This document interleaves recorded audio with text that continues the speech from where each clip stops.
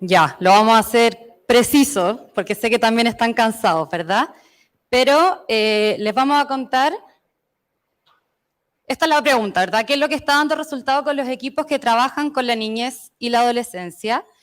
Contarles muy en resumidamente que nosotros estamos implementando en conjunto con diferentes actores, Juntos por la Infancia, ¿verdad? El equipo de Vincularnos, que es un equipo de distintas académicas del área de la salud, y con el Fondo de Transforma de Colunga. Y estamos implementando un programa que tiene como nombre, ¿verdad?, de formación, habilitación en competencias y acompañamiento clínico para el adecuado abordaje de salud mental de niños, niñas y adolescentes en residencias de protección. Muy a grandes rasgos, lo que hacemos tiene 3 pilares centrales. En primer lugar, hacemos acompañamientos clínicos, donde el equipo de la residencia presenta un caso y generamos un espacio de un análisis reflexivo, ¿verdad?, en cuanto a generar conocimientos colectivos con distintos actores en pos de retroalimentarnos y avanzar, ¿verdad?, en la intervención y lo que se sugiere para cada caso, ¿verdad? Y desde ahí también generamos un espacio donde formamos a distintas personas de la residencia en el modelo multiaxial, que es por el cual nosotros trabajamos, en pos de que las herramientas, ¿verdad?, se instalen en la residencia y no sea que el programa se va y las herramientas o las competencias se van, sino que al contrario, se espera, ¿verdad?, que el mismo equipo después se haga cargo y lidere, ¿verdad?, este proceso de acompañamiento clínico en base a un modelo que les voy a presentar muy rápidamente.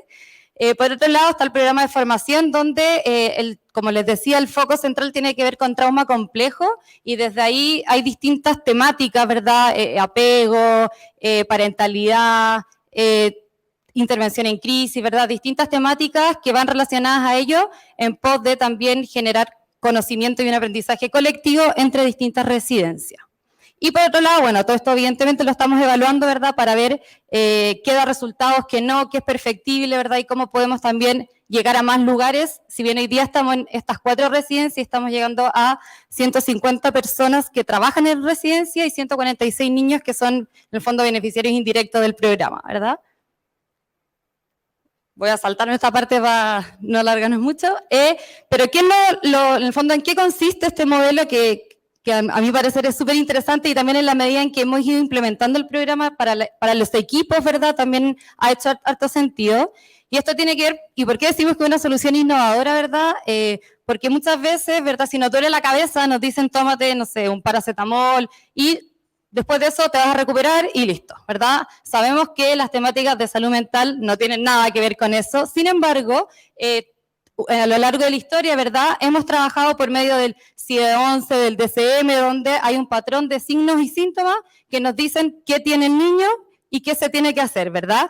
Pero hoy día vemos que no consideramos muchas veces la etiología, es decir, la causa o el origen de lo que a ese niño le ocurre, y muchas veces vemos que, no sé si les ha pasado, me imagino que sí, que a veces los diagnósticos de los niños tienen trastornos conductuales, del ánimo, ansioso, y decimos, chuta, ¿qué hacemos, verdad? ¿Cómo partimos? ¿Cómo trabajamos con todos estos múltiples diagnósticos?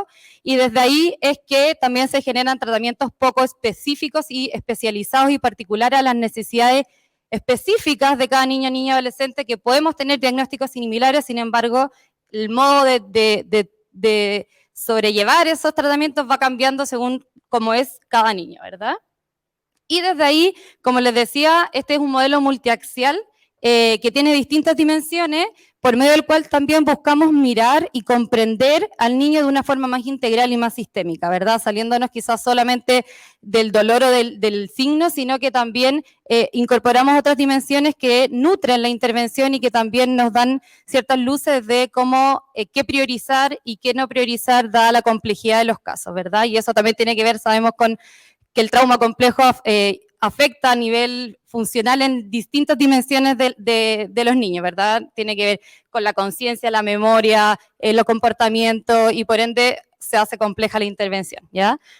Pero ¿por qué les decía que esto es una solución innovadora, verdad? Porque también incorpora los nuevos conocimientos sobre la epigenética, ¿verdad? Que hoy día vemos que, y nos podemos explicar muchas conductas de los niños, no solo desde los genes, sino que hay genes que se expresan y otros no, ¿verdad? Dependiendo de el contexto y distintas variables por las cuales se ha desarrollado el niño. Y desde ahí podemos ver, por ejemplo, gemelos que tienen el mismo ADN, no sé si conocen alguno, pero se comportan distintos, tienen distintos gustos, distintas personalidades, y esto también hoy día ocurre en los niños, ¿ya? También vemos los avances de la neurociencia, ¿verdad? Vemos como también a nivel cerebral, ¿verdad? Esto genera un daño y explica también muchas conductas. El apego, que si bien es un concepto que hemos usado históricamente harto desde la psicología, también nos invita a darnos una señal de cómo trabajar, cómo acercarnos al niño, ¿verdad? Si yo sé que tiene un apego evitativo, probablemente no lo voy a ir a abrazar, ¿verdad? Porque eso le va a generar rechazo. Y el trauma, ¿verdad? Y por otro lado también permite identificar, visualizar, organizar y comunicar información sobre los diferentes factores que explican la sintomatología de los niños, permite construir un marco teórico común entre los distintos profesionales y disciplinas. Y esto es súper interesante porque acá todos y todas cabemos en la discusión y en el trabajo y en el cotidiano con los niños. Cada uno, ¿verdad?, desde su espacio. Sin embargo, acá el rol de los trabajadores sociales, de los psicólogos, de los educadores de trato directo, de la persona que cocina, de quien lleva a los niños al colegio. Sabemos que el rol, la visión y el conocimiento de cada uno de ellos es crucial y necesitamos generar este lenguaje común, ¿verdad?, en pos de generar también intervenciones coherentes y articuladas entre sí. Y obviamente también, lo hemos hablado, aporta la coordinación y priorización de las intervenciones, ¿verdad? Nos permite ir viendo qué es lo urgente, porque vemos que hay muchas cosas y vivimos como apagando incendios un poco, pero cómo podemos decir, oye, esto es lo primero, esto es lo segundo y esto es lo tercero, ¿verdad? Esta es la propuesta, la voy a nombrar a grandes rasgos, pero como ven, no, se considera, obviamente, los diagnósticos clínicos según el DCM o el CIE-11, también se consideran los estilos de apego, el neurodesarrollo, experiencias adversas sufridas, parentalidad y vínculos significativos y contexto y recursos, ¿ya? Ahí veo que varios le están sacando fotos, feliz de poder después compartirlo, todo esto, la idea es que todos lo tengamos, pero como se dan cuenta, tenemos una mirada mucho más integral y sistémica del niño y podemos decir, oye, quizás no hay que intervenir, el tipo de apego nos puede dar como una luz de cómo tenemos que trabajar, o estamos considerando, ¿no?, por ejemplo, el tipo de parentalidad, el contexto y por sobre todo también los recursos, ¿verdad? Que no, hoy día también tendemos a actuar desde el déficit, también es interesante y súper bonito poder ver que todos los niños, todas las niñas y los jóvenes tienen recursos, tienen potenciales y también es bueno mirarlas desde ahí. Esto un poco de contexto, ¿verdad?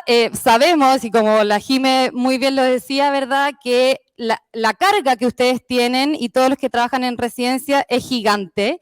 Y acá, de hecho, un estudio de la Defensoría de la Niñez en 2021, ¿verdad?, vemos que, por ejemplo, hay en un organismo colaborador, en una residencia, para un cuidador hay 13 niños a cargo y para un psicólogo hay 11, ¿verdad? Vemos que eso es inviable y ustedes más que nada me imagino que lo experimentan y lo sienten, y eso también nos hace que la mayor parte del tiempo estemos frente a un computador y no frente a un niño, ¿verdad? Y hoy día necesitamos estar frente a los niños en el día a día y no sentados frente a un computador. Acá también, bueno, es otro estudio de la Universidad Alberto Hurtado, ¿verdad?, que habla de la rotación. Acá plantea que el 50% del equipo rota en un año. O sea, imagínense lo que significa eso para un niño que tiene trauma, ¿verdad?, y que tiene un tema con el vínculo, que necesita un referente permanente, estable, seguro, y eso obviamente también genera un daño, ¿verdad?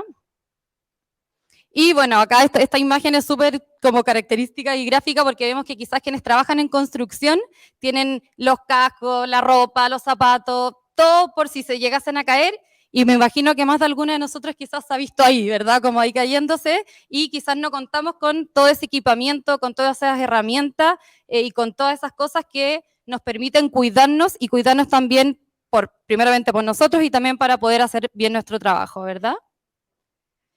Algunos de los principios transversales que hemos visto en el programa y que nos gustaría transmitirles es esta mirada sensible y reflexiva al trauma complejo, ¿verdad? Vemos que el trauma complejo hoy día es un concepto que está como súper visibilizado, y desde ahí la invitación y lo que hemos visto es esta mirada reflexiva y sensible, ¿verdad? Que podamos reflexionar en torno a ello, que podamos escucharnos en torno a lo que cada uno piensa, y ahí también lo valioso del aporte que cada uno y cada una de ustedes puede hacer.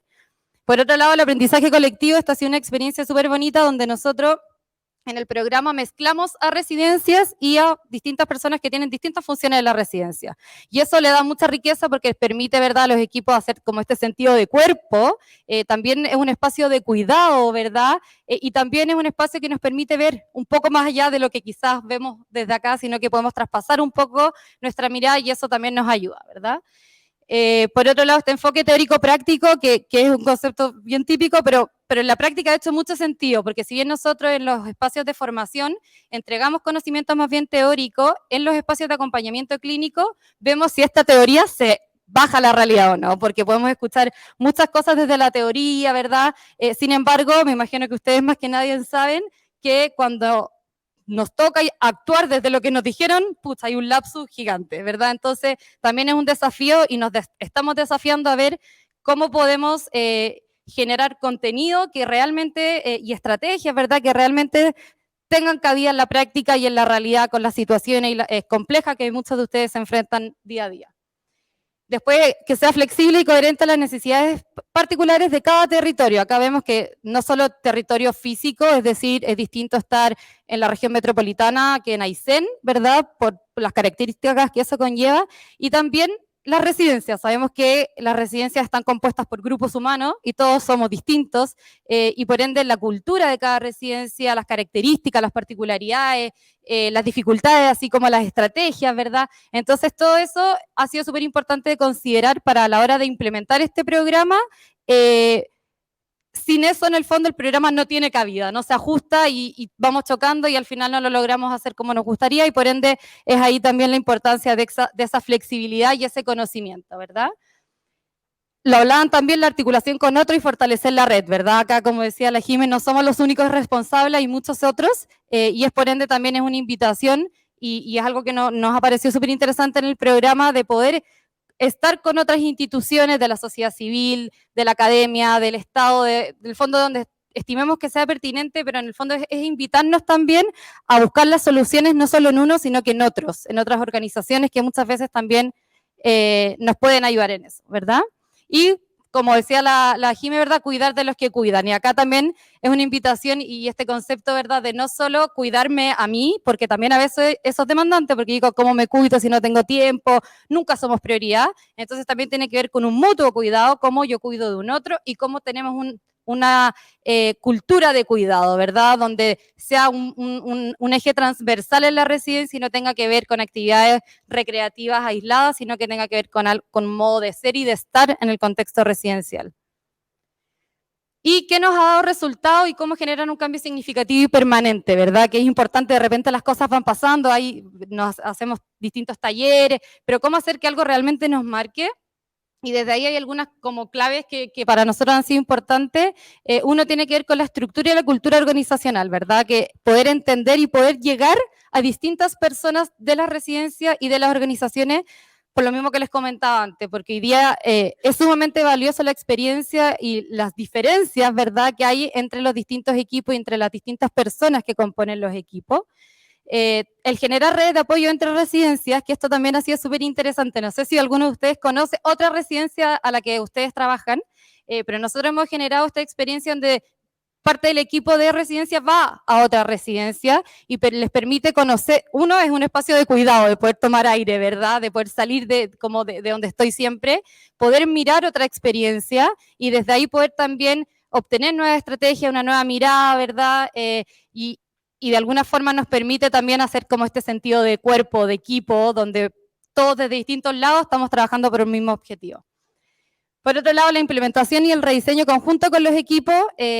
Hemos trabajado muy de cerca con las residencias. Acá en el fondo no hay nada dado, si bien hay una estructura, esto se codiseña en el fondo y se ajusta a las necesidades, a las expectativas de los equipos que están hoy día en terreno, ¿verdad? Que muchas veces perdemos de mirada quienes están hoy día trabajando con los niños, cuáles son sus principales dificultades, sus principales anhelos, ¿verdad? Y desde ahí ha sido súper interesante trabajar con todos y todas, y ahí hemos tenido experiencias súper bonitas de trabajo con ETD, ¿verdad? Que pucha que tenemos que aprender de ellas también, ¿verdad? Así que también ha sido súper interesante.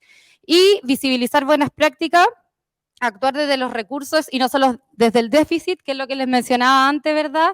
De que hoy día los medios de comunicación y todo muestra lo malo, y al menos yo he tenido la suerte de ver cosas muy bonitas en la residencia, trabajadores excelentes que de verdad uno dice, ¿por qué no se muestra esto en la tele, verdad? ¿Y por qué mostramos solo lo malo? ¿Y por qué hay un contexto donde todo funciona mal, donde todo es gris, cuando hay cosas que cada uno y cada una de ustedes me imagino que hace todos los días que son cosas súper importantes y transformadoras para la vida de los niños?